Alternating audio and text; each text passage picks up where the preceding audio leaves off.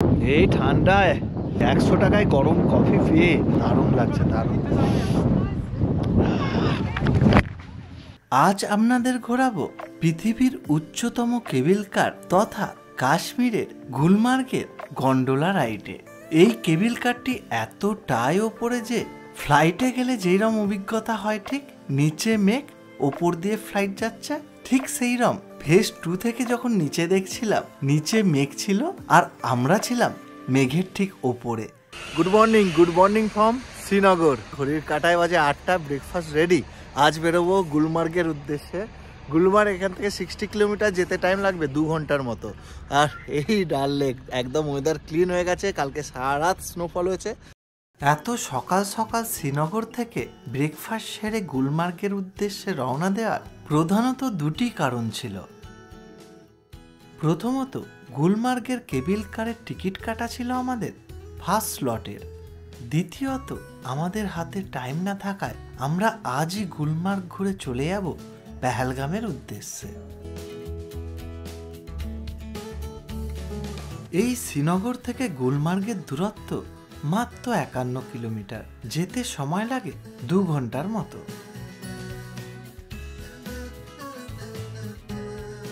এই কাশ্মীরের শ্রীনগরের উচ্চতা মাত্র 5200 ফিট, আর গুলমার্গের সব থেকে উচ্চতম জায়গা গন্ডোলার ফেজ 2 উচ্চতা প্রায় 14,000 ফিট।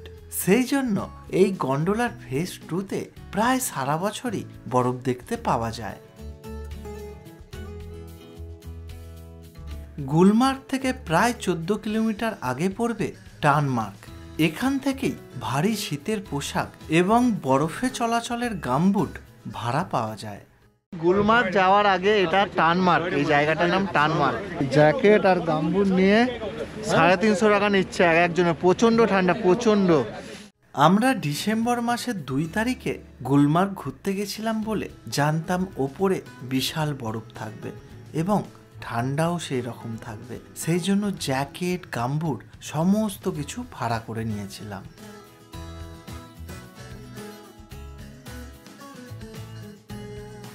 টানমার্গের পরের রাস্তাটা খুবই সুন্দর। খাড়ায় ওপর দিকে উঠে গেছে এবং 2 দিকে সবুজ সারি সারি পাইন ফরেস্ট। আরও কিছুটা ওপরে ওঠার পর শীতের টাটকা বরফের দেখা মিলল। এই গুলমার্গের উচ্চতা 8694 ফিট।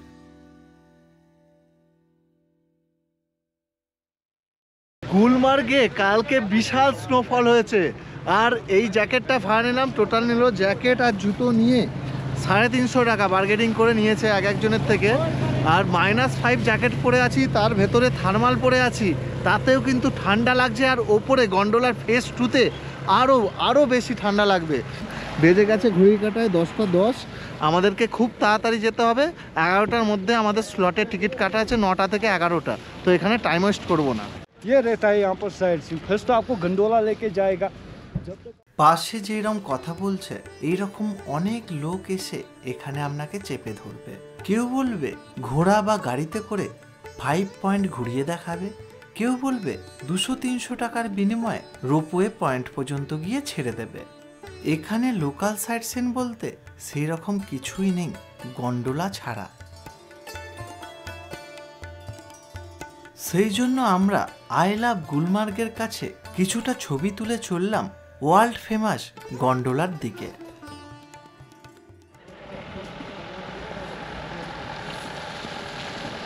এই ঠান্ডায় কাশ্মীরের ঘোরার মজা কিন্তু আলাদা রকমের।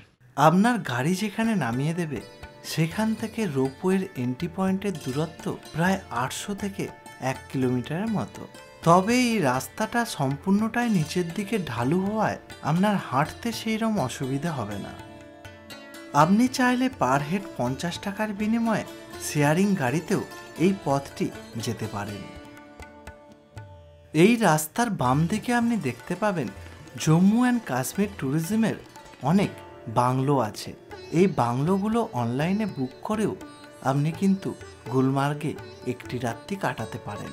এই বাংলোগুলোর এক এক দিনের ভাড়া প্রায় 4000 টাকার মতো। বুকিং লিংক নিচে ডেসক্রিপশানে দেওয়া রইল।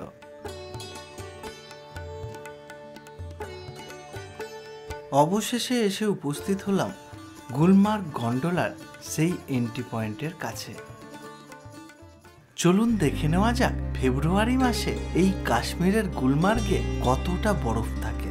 এই সময় রাস্তায় এতটাই বরফ থাকে যে টানমার্গের পর আপনাকে আলাদা চেন দেওয়া গাড়ি ভাড়া করতে হয় 3 থেকে 4 হাজার টাকার বিনিময়ে।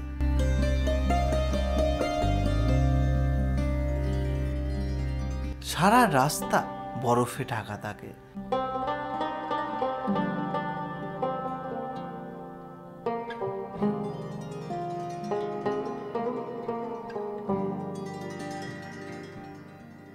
এই সময় গাছের পাতা বরফের ভারে পুরো ঝুলে যায়। সকালের স্লটে টিকিট কাটার একটি সুবিধা আছে, বেশি ভিড় হয় না, সেই জন্য আপনাকে বেশিক্ষণ লাইনে দাঁড়াতে হয় না। চলুন দেখে নেওয়া যাক এই গুলমার্গ গন্ডোলার টিকিটের দাম কত এবং আপনি কিভাবে কেটে নিতে পারবেন। গুগলে সার্চ করে নেবেন গুলমার্গ গন্ডোলা। প্রথম যে লিঙ্কটা আসবে ওখানে ক্লিক করে নেবেন। এই লিঙ্কটা আমি নিচে ডেসক্রিপশানে দিয়ে দেবো। এইবার এখানে ওপরে দেখাবে বুক নাও বা নিচেও এখানে বুক নাও দেখাবে। এই বুক নাওয়ে ক্লিক করলে অন্য একটা ওয়েবসাইটে রিডাইরেক্ট হয়ে যাবে এনাদেরই। এখানে এবার দেখুন ভালো করে, দুটো ফেজ আছে এবং দুটো ফেজ কিন্তু আলাদা আলাদা টিকিট। ফেজ 1-এর টিকিট থাকলেই আপনি ফেজ 2-তে যেতে পারবেন, নাহলে কিন্তু যেতে পারবেন না। তো প্রথমে আপনি ফেজ 1-এর টিকিট কাটবেন। ফেজ 1 সিলেক্ট করলেন। এইবার এখানে আপনাকে ডেট সিলেক্ট করতে হবে। আপনি কিন্তু 1 মাস আগে টিকিট কাটতে পারবেন না, 10 দিনের টিকিট ওপেন হয়। তো আমি 5 তারিখ সিলেক্ট করলাম। টাইম স্লটের একটা অপশান বেরিয়ে গেল। তো এখানে আমি যে স্লটটাতে কেটেছিলাম 9টা থেকে 11টা, এই স্লটটাতে কাটবেন। বেশি ওপরে গিয়ে টাইম কাটাতে পারবেন এবং লাইনে কম দাঁড়াতে হবে। এই স্লটটাতে ভিড় কম হয় এবং 9টার মধ্যে চলে আসার চেষ্টা করবেন, তাহলে একদমই দাঁড়াতে হবে না বললেই চলে। তো ফার্স্ট স্লটেরটা বুক করার চেষ্টা করবেন। অ্যাভেলেবেল কটা আছে দেখিয়ে দিল। এবার নেক্সট ক্লিক করলেন, নতুন একটা পেজ হলো। এখানে ইন্ডিয়ান সিলেক্ট করলেন। এবার আপনার নাম দিয়ে দিলেন এখানে। এবার একটা পিএনআরে আপনি 5 জনকে অ্যাড করতে পারেন, অ্যাড পার্সন করে। আপনার মোবাইল নাম্বার এবং ইমেল আইডি দিয়ে দিলেন। এখানে আপনার কিন্তু মোবাইলে SMS চলে যাবে এবং ইমেলে PDF চলে যাবে। টিকিটের প্রাইস ফার্স্ট ফেজের 810 টাকা করে এক একজনের। চলুন এবার আপনারা সেকেন্ড ফেজের কিভাবে টিকিট কাটবেন দেখায়। প্রথমেই বুক নাওয়ে ক্লিক করার পর সেকেন্ড ফেজের টিকিটের অপশানটি পেয়ে যাবেন। তো সেকেন্ড ফেজ ক্লিক করলেই এখানে কিন্তু দেখাবে ডেট সিলেক্ট করার জন্য। তো সিলেক্ট করলেন। এখানে স্লট 2টো আছে। এইবার একটা কনফার্ম করতে হবে। কনফার্মটা কি, আপনার কাছে ফার্স্ট ফেজের টিকিট আছে। এখানে ট্রানজাকশান আইডিটা দিয়ে কনফার্ম করলেই সে একই প্রসেসে সেকেন্ড ফেজটাও কেটে নিতে পারবেন। সেকেন্ড ফেজের ভাড়া কিন্তু 1010 টাকা করে। টোটাল আপনার গন্ডোলা সেকেন্ড ফেজ অবধি যেতে এক একজনের খরচ হবে 1820 টাকা করে। পুরো রাস্তায় বরফ, প্রচুর স্কিড করে গামবুট।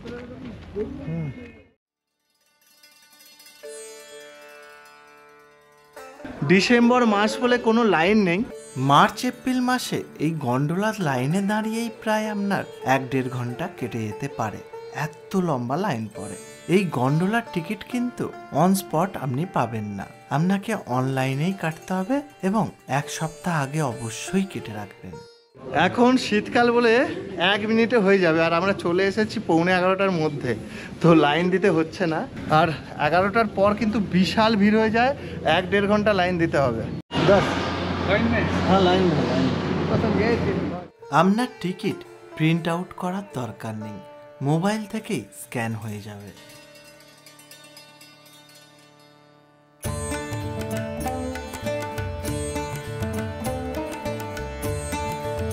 কেবিল কার স্টার্ট হওয়ার সাথে সাথে অপূর্ব প্রাকৃতিক সৌন্দর্যে ভরা গুলমার্গের সৌন্দর্য আপনি দেখতে পাবেন।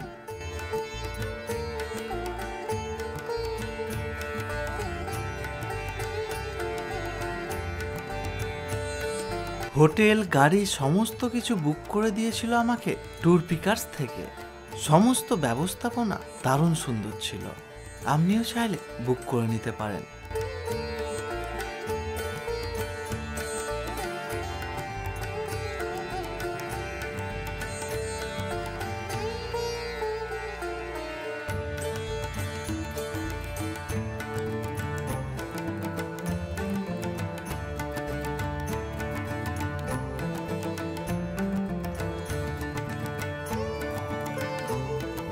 ভালোভাবে লক্ষ্য করলে দেখতে পাবেন নিচে একটি সরু রাস্তা আছে এবং সেই রাস্তা দিয়ে একটি লোক হেঁটে হেঁটে ওপরে উঠছেন।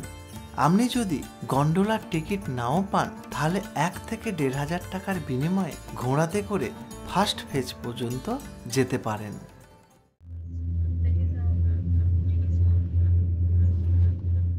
আমাদের 5 থেকে 7 মিনিটের মতো লাগলো ফেজ 1-এ আসার জন্য।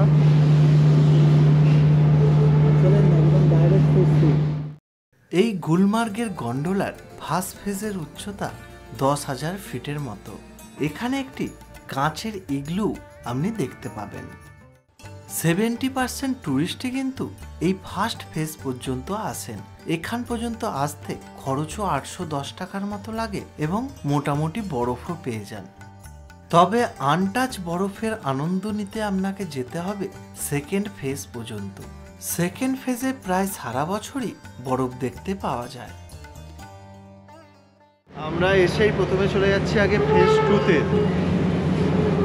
প্রায় এটা 13,500 ফিট ওপরে আমাদেরকে তুলে দেবে একবারে। ফেজ 1-এ ওয়েদার সম্পূর্ণ অপরিষ্কার ছিল, ছবি একদমই ভালো আসছিল না। তবে যত ওপরের দিকে উঠতে লাগলাম ওয়েদার ধীরে ধীরে পরিষ্কার হতে লাগলো। তারপর রিয়েলাইজ করলাম আমাদের কেবিল কার মেঘ ভেদ করে ওপরের দিকে উঠে চলেছে, ঠিক ফ্লাইটের মতো।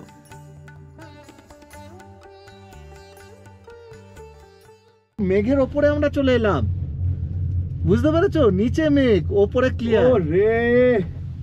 সত্যিই ঠিক ফ্লাইটে যাওয়ার সময় নিচে একটি মেঘের লেয়ার দেখতে পাওয়া যায় এবং সেই মেঘের ওপর দিয়ে যেমন ঠিক ফ্লাইট যায়, ঠিক সেইরকম দেখুন নিচে মেঘ এবং তার উপরে আমরা। ঠিক কতটাই না ওপরে আমাদের এই গুলমার্গের গন্ডোলা।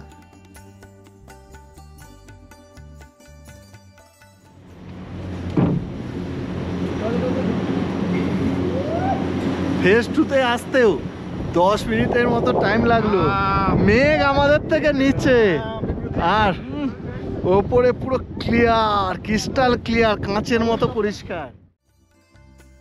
এত সুন্দর এত বড় জায়গাটি প্রথমে একটু ঘুরে নিলাম।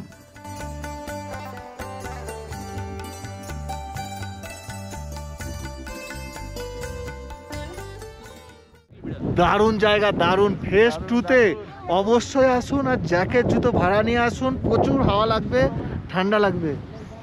এই গন্ডোলার ফেজ 2টা সত্যিই কিন্তু জান্নাত। চারিদিকে কোনো গাছপালার চিহ্ন নেই, নিচে মেঘ, ওপরে তুষারাবৃত সাদা পাহাড় আর নীল আকাশ। দেখে মনে হতেই পারে আপনি যেন অন্য কোথায় চলে এসেছেন।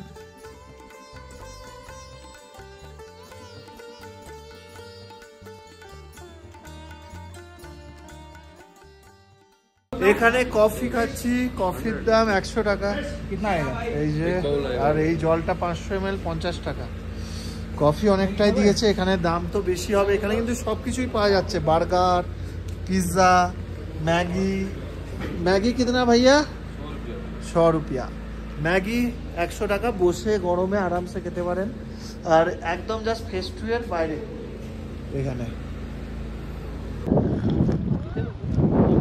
এই ঠান্ডায় 100 টাকায় গরম কফি পেয়ে পুরো দারুণ লাগছে, দারুণ।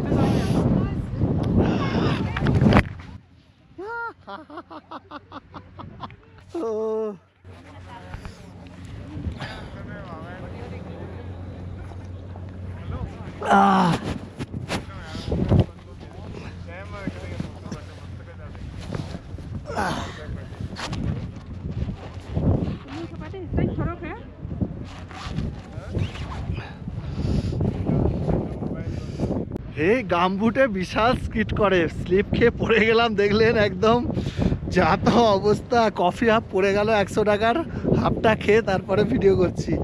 মানে এইরম রাস্তা দিয়ে না যাওয়ার থেকে এইরম রাস্তা দিয়ে যাবেন, স্কিট করবে না। তাতে আবার বরফ ঢুকে গেলে মুশকিল, মোজা ভিজে যাবে, এর ভেতরে বরফ ঢুকে যাবে। তো সব দিকেই রিস্ক। তবে বরফের ওপর পড়লে কিছু হবে না, এরম পাথরের ওপর পড়লে গেল। এটা দিয়ে যাবো বাবা, আর করবো না।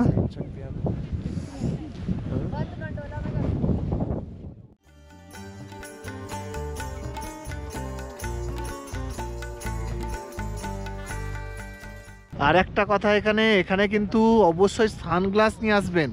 খালি চোখে কিচ্ছু দেখা যাবে না, পুরো রোদের আলো বরফে পড়ে রিফ্লেক্ট করছে, চোখে পুরো লাগছে, খালি চোখে তাকানোই যাচ্ছে না। আর খালি চোখে যদি আসেন 1 মিনিট তাকিয়ে থাকার পর চোখ খারাপ হয়ে যেতে পারে, এত কড়া রোদ, এত কড়া রোদ।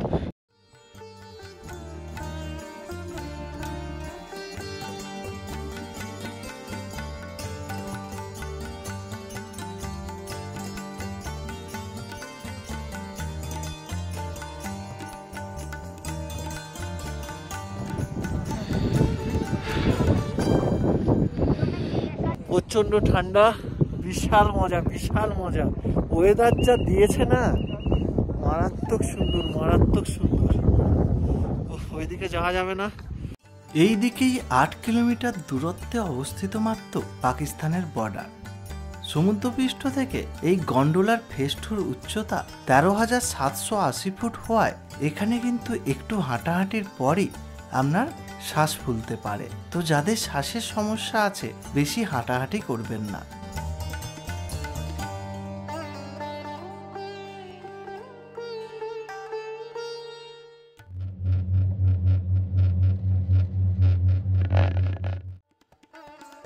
কিছুটা সময় কাটানোর পর আবার নিচের দিকে নামতে লাগলাম।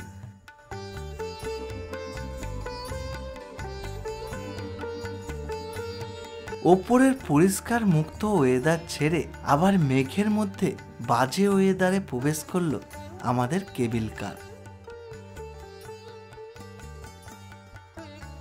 আমরা ফেজ 1-এ আর না দাঁড়িয়ে ডাইরেক্ট নিচে চলে এলাম।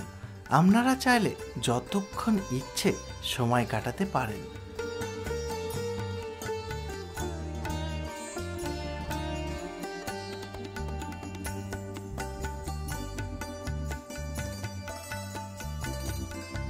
এই বক্সগুলির জানলার কিছুটা অংশ খোলা যায়, যেটি খুলে মোবাইল বের করে আপনি কিছু ছবিও তুলতে পারেন। মোবাইল পড়ে গেলে কিন্তু না পাওয়ার চান্সই বেশি। রোপওয়ে চলতে চলতে বন্ধ হয়ে গেছে, দাঁড়িয়ে আছি, আবার কখন ছাড়বে জানি না।